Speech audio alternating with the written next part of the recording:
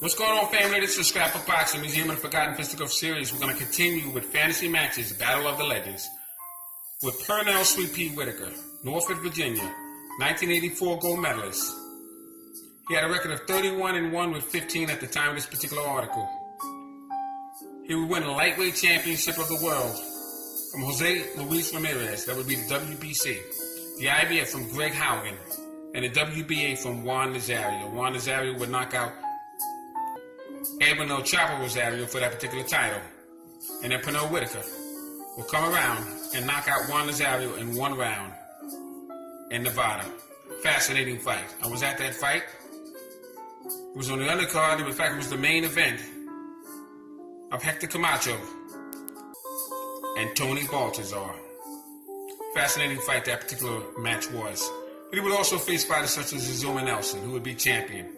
Jorge Paez, who would be champion. He would defeat IBF champion Rafael Pineda. March 6th, he would face WBC welterweight champion Buddy McGirt, and he would defeat him. Fascinating fighter was Pernell Whitaker. He got clipped in an Atlantic City match. I was at that fight with Freddie Pendleton. He was on the undercard of Macho Camacho and Vinny Ponzienza. I was at the fight with James Buddy McGirt at Madison Square Garden. Julio Cesar Vasquez, Oscar De La Hoya, Felix Tito Trinidad. I was at that fight at Madison Square Garden. It was almost a farewell for Sweet Pea Whitaker. Roger Mayweather. I was at that fight in Virginia. He was hurt in that fight. Then he would get up and he would help Roger Mayweather's sagging shorts down a little further. It was a fascinating fight. Whitaker was a fascinating fighter. He would be facing Ike Williams, one of my favorite lightweights. Ike Williams lived in Trenton, New Jersey.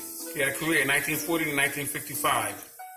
That last 1955, he had wars with Bo Jack. He had 123 wins, 25 losses, 5 draws with 60 knockouts. He was a devastating puncher. He was in there with some of the all-time greats. He stood 5 foot 9.5 and weighed 122 to 155 pounds. He had 70 bouts before his 1945 bout, who he defeated Juan Torita in 2 rounds to capture the World NBA title. On August 1947, Williams battled Bob Montgomery, one of the greatest lightweight championship bouts of all times. Lose to 135-pound Jimmy Carter on May 1951. He would have his wars, outstanding wars, with Bo Jack, one of the greatest fights of all times. 6-round knockout by Ike Williams. And Ike Williams didn't like Bo Jack because Bo Jack threw an uppercut, a bolo punch, knocked out Ike Williams' tooth, and that infuriated Ike Williams. And he would take him to the ropes and throw a 55-punch combination, slide him all the way to the corner before the referee decided to stop the fight. It's one of the most brutal fights in boxing history. So who do I have between Ike Williams and Pernell Sweet Pea Whitaker? Well, the career goes to Ike Williams. He was in there with better Hall of Famers, such as Willie Joyce, Johnny Bratton, Sammy Angot, Enrique Bolanos, Carmen Basilio, Tippy Larkin, Joe Brown. I mean, you name it, he was in there with him. Pernell Sweet Pea Whitaker can't compare with the amount of fighters that Ike Williams had. However, he was one of the best defensive fighters in the history of the game. But I don't believe he can take the power and the consistency of Ike Williams. So I have Ike Williams over Pernell Whitaker in career as well as if they fought one another. That's just my opinion. Please put your comments in the chat. Who do you think would win and who do you think had a better career? Pernell Sweet Pea Whitaker